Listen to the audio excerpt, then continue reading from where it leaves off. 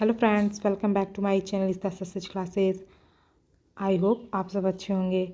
आज इस वीडियो में हम एनसीईएफ 2005 टॉपिक पर चर्चा करेंगे।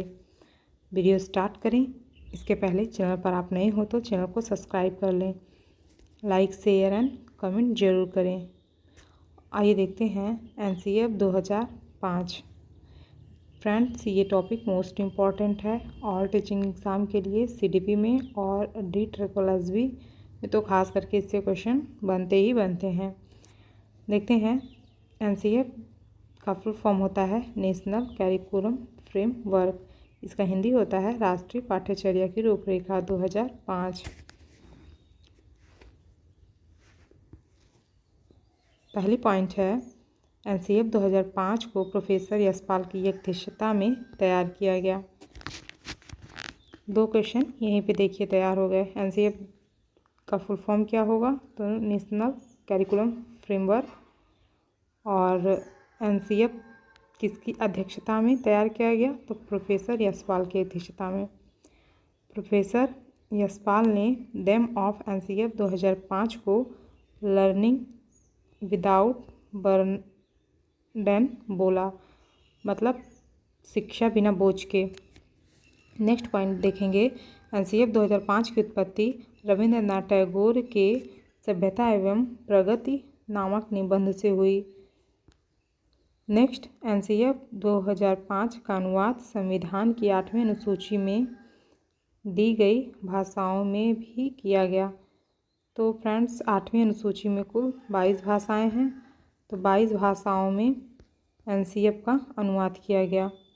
और नेक्स्ट देखेंगे सिद्धांत, एनसीईएफ के सिद्धांत। एनसीईएफ 2005 के 5 सिद्धांत दिए गए जो इस प्रकार है। पहला है ज्ञान को स्कूल के बाहरी जीवन से जोड़ना। ज्ञान को स्कूल के बाहरी जीवन से जोड़ना अर्थात बच्चे को जो सिखाया जाए वो पुस्तकीय ना हो, पुस्तक तक ही सीमित ना हो, उसके व्यवहारिक ज्ञान से भी रिलेटेड हो, उससे कनेक्ट करके उसको पढ़ाया जाए।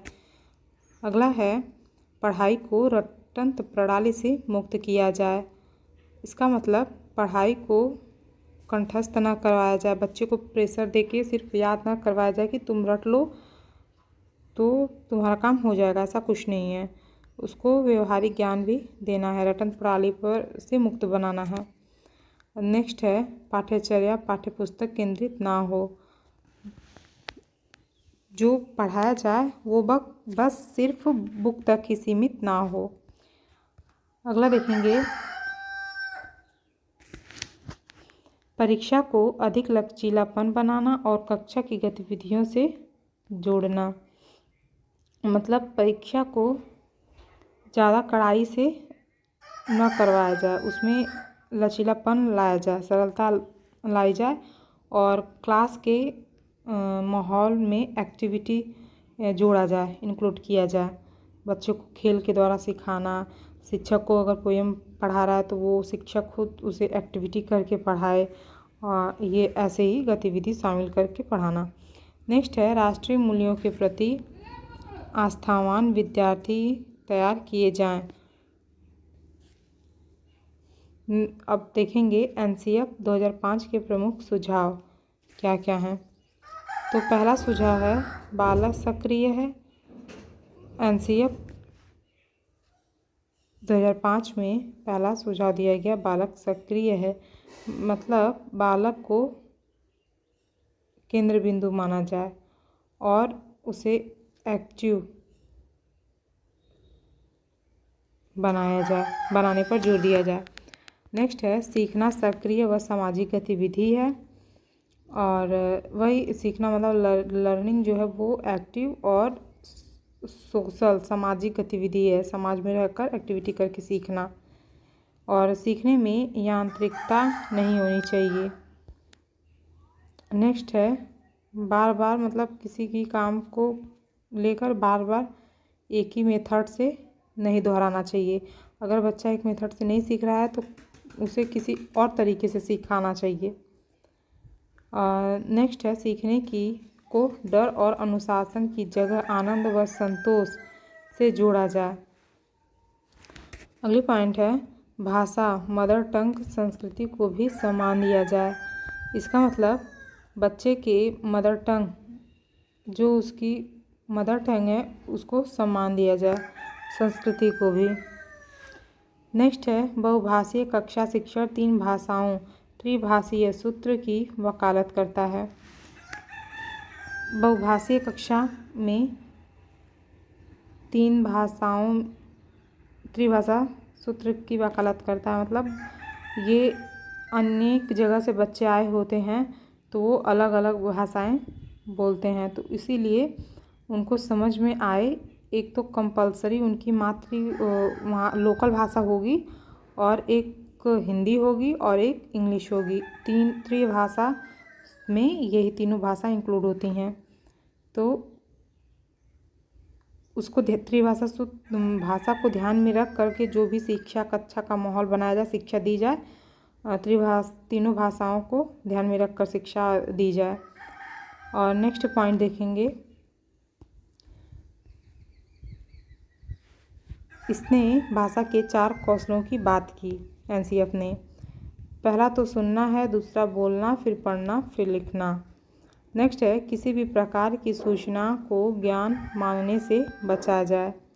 अगला है इसका मतलब किसी भी प्रकार की सूचना को ज्ञान मानने से बचा जाए कि बच्चे को कोई भी चीज़ आकर उनके सामने बोल दिए और वो उसको सूचना मान करके उस अनुकरण करने की कोशिश करें या अनुकरण कर लें, तो ऐसा कुछ नहीं है।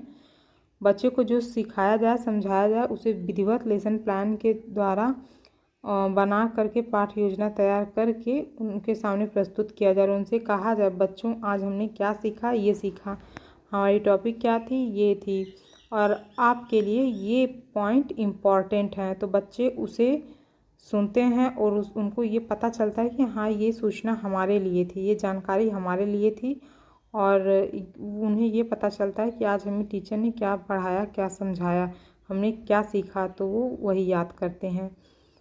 तो ये रहा ज्ञान मानने से बचा जाए, ये वाली पॉइंट।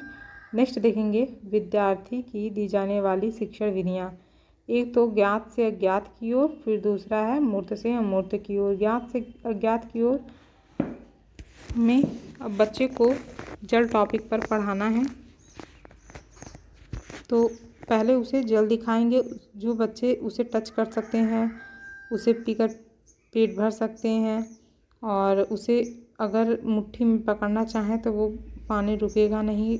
ये सब बच्चों को पता होता है, तो वहीं से क्वेश्चन उठाएं और फिर अपनी टॉपिक आगे बढ़ाएं कि बच्चों जल क्यों नहीं रुकता है, ये सब जल का स्वाद क्या होता है, तो वो अज्ञानता की ओर ले जाना हुआ।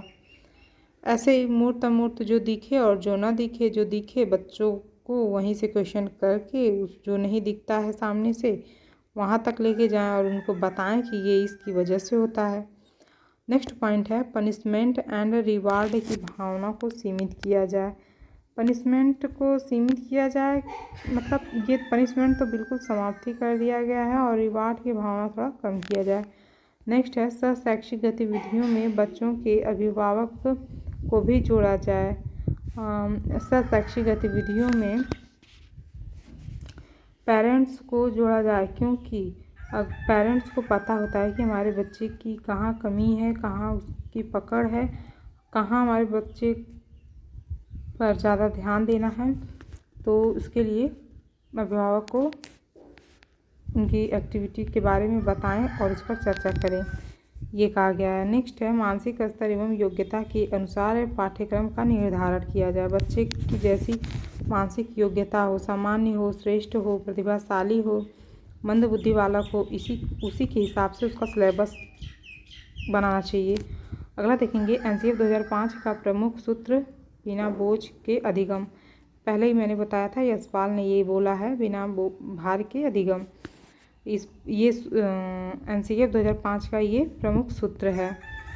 नेक्स्ट देखेंगे मूल्यों को उपदेश देकर नहीं वातावरण देकर स्थापित किया जाए। मूल्य नैतिकता आदर्श जो बच्चों के अंदर हैं उसको हम बस ऑर्डर दे दिए कि तुमको अच्छा काम करना चाहिए, और शिक्षक बोल रहा है धूम्रपान का बच्चों सेवन नहीं करना चाहिए, बहुत ही खतरनाक होता है। अगर आप किसी को देखें तो मना करें, उसको शिक्षा दे दिए और बगल में गुरुजी जा कर के बीड़ी सिगरेट फूकने लगे। तो ऐसा कुछ भी नहीं करना है, उसको वैसा वातावरण भी शिक्षक पहले खुद उस उपदेश को, उस रूल्स को फॉलो करे बच्चों के सामने, और उसे दिखाए, उसके बारे में बताए, उसे एहसास भी कराए कि हाँ ये सच में गलत है, ये हमारे टीचर ये ऐसा कुछ नहीं करते हैं तो हमको भी नहीं करना चाहिए। बच्चों के अंदर ये धारणा आती है। नेक्स्ट पॉइंट देखेंगे, पुस्तकालय में बच्चों को स्वयं पुस्तक चुनने का अवसर दें। लाइब्रेरी में बच्चा जा रहा है और उसे जबरन शिक्षक कहे कि तुम आज मैथ पढ़ो, जो कि स्टूडेंट का पढ़ने का मन है हिंदी, तो वो पढ़ेगा, उसका मन लगेगा नहीं, उसे याद भी नहीं होगा, तो कोई मतलब नहीं निकलेगा। तो यही एनसीएफ 2005 में बोला गया है कि बच्चा अगर लाइब्रेरी में जा रहा है तो उसे स्वयं पुस्तक चुनने का अवसर दें। उसे जो पढ़ने का मन कर रहा है, इंग्लिश, मैथ, हिंदी, तो वो खुद निकालेगा और उसको पढ़ेगा, सीखेगा अपने पसंद के हिसाब से, रुचि के हिसाब से। नेक्स्ट है, सांस्कृतिक कार्यक्रम में मनोरंजन के स्थान पर सौंदर्य बोध को बढ़ावा दें। अगला है, बालकों के चहुमुखी विकास पर आधारित पाठ्यचर्या हो। जो पाठ्यचर्या हो, सिलेबस हो, वो बच्चों का सर्वांगीण विकास करने वाला होना चाहिए। शारीरिक, मानसिक, सामाजिक, संवेगात्मक, चारों तरफ चतुर्मुखी विकास हो सके, एनसीएफ 2005 में ये कहा है। तो फ्रेंड्स, ये रहे आज का, ये रहा टॉपिक एनसीएफ 2005। आई होप आपको वीडियो अच्छी लगी होगी, हेल्पफुल भी होगी। वीडियो अच्छी लगी हो तो लाइक, शेयर एंड सब्सक्राइब करें। अपने करीबी फ्रेंड्स, रिलेटिव को लिंक शेयर करें, उनसे सब्सक्राइब भी करावें, जिससे मुझे मोटिवेशन मिले कि मैं ऐसे ही आगे वीडियो बनाती रहूं। तो आज इतना।